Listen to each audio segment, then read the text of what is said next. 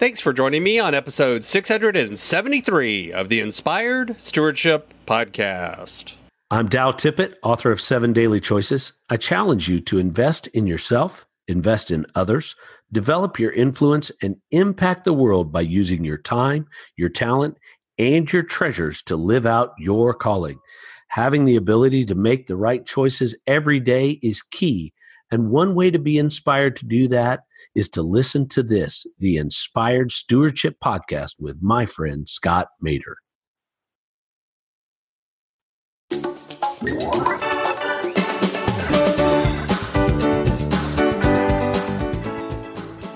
And equally, whenever there's something that you feel like there is a larger calling for you, you're hearing those echoes and things that others say, you're hearing those echoes in your heartstrings within yourself, as you begin to sense that over and over again, that is something that you need to stick to. That is something that you need to work hard on.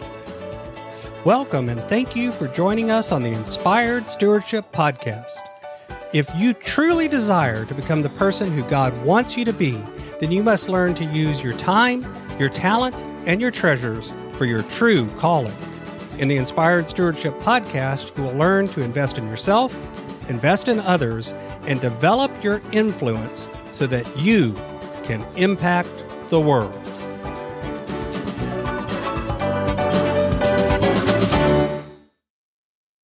In today's episode about impacting the world by stewarding your time, I talk with you about why we often quit too early, why other times we actually quit too late, and how we can actually recognize when it's time to quit or when it's time to keep going.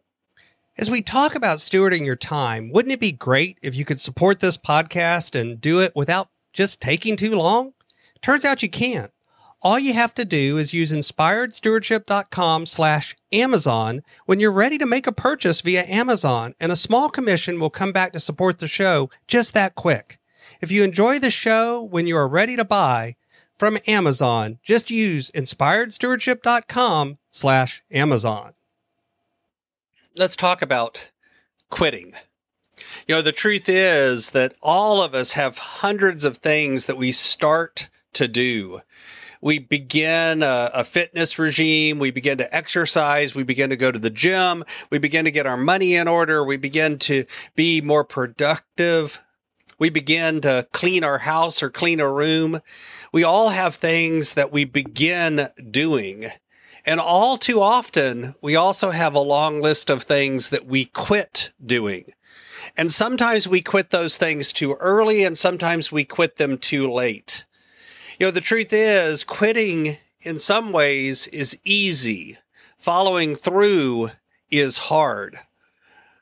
You know, running as an example. Let's use going on a run as an example. If you first started running and you've never really run for a long period of time, and you begin to run, every moment of that run, your body will begin to think about stopping. Your body will begin to think about how uncomfortable it is, how it doesn't feel right, how painful it is. Whatever experience it is, it will begin to reflect on why running was a bad idea. And often you'll quit rather quickly.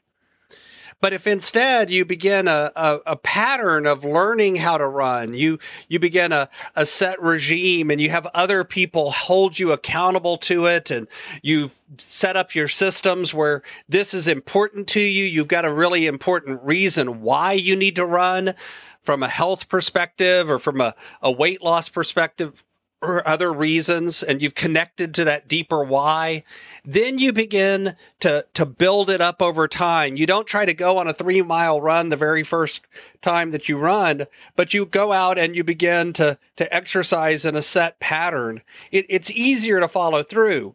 But even then, if let's say you've been running for a while and you've got yourself up to where you're running 2 or 3 miles, when you get towards the end of that run, it's very easy to suddenly stop, to finish the run with a walk instead of a run.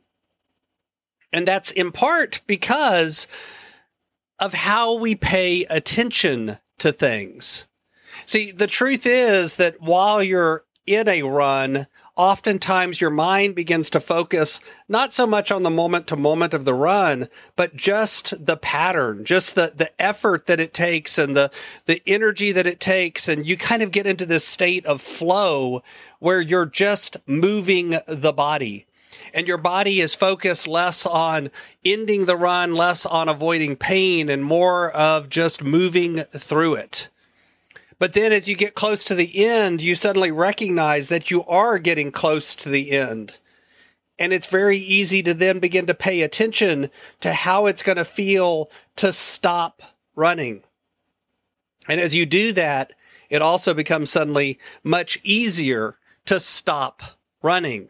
It becomes easy to quit because you've recognized that it's almost time to quit.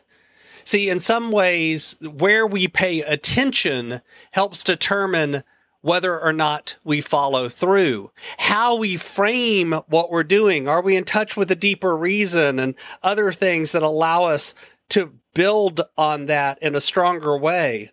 Or are we just going through the motions? Are we doing it because others have told us or because we've decided it's important? So oftentimes it's so easy to quit as you get close to the finish line, even though you haven't actually finished. In a way, it's almost like because you're almost done, it becomes easier to quit. See, the truth is, oftentimes we really don't want to go through the effort. We just want the outcome. We aren't focused on the process or the skill that we learn. We're just focused on the reward that comes at the end. Or we tie up what we're doing into what people think about us and what we think about ourselves. It becomes a self-fulfilling prophecy. We begin to fail to follow through. So now we're someone who quits, and it becomes easier to quit. But just as surely you can build up the habits the other way. You can begin to be someone that follows through, and now you're someone who follows through. But we worry about what others think and what we think about ourselves.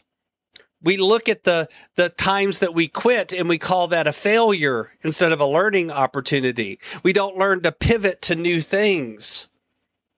We don't stick to it because we see ourselves as someone who doesn't do it.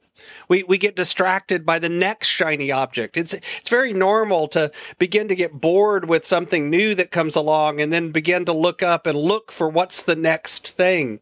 What am I going to do now? As opposed to continuing to follow through with the hard work in the activity that you're in now, because it's not as exciting anymore.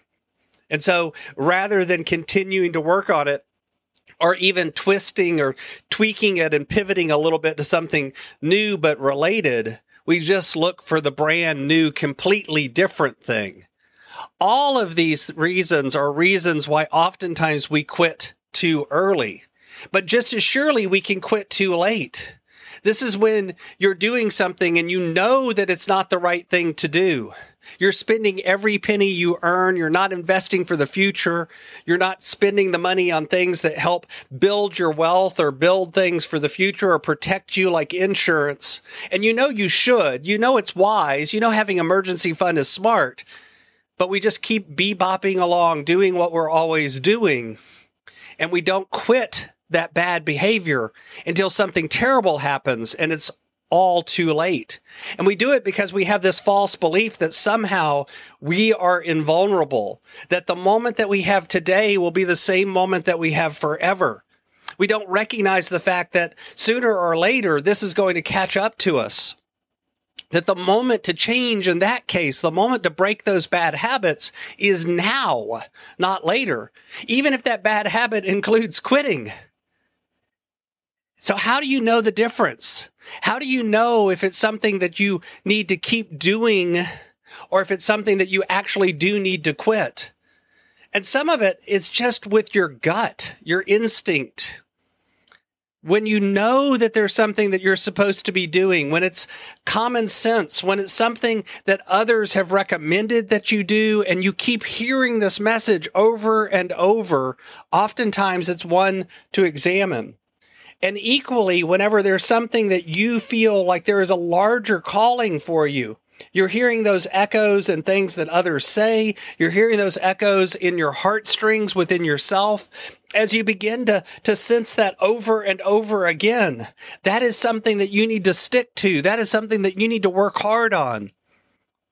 You can seek input from others. You can seek accountability from others. And you want a combination of accountability and input from people that are very close to you and from people that are completely outside of the woods and can see the bigger picture, can see things that you're called on to do, and can see things that you have that maybe you don't see because you're deep down in the moment to moment. And when you see that gestalt of input, then you begin to recognize this is something I need to quit, or this is something that I need to continue to push on. And that's what really changes your life. Thanks for listening.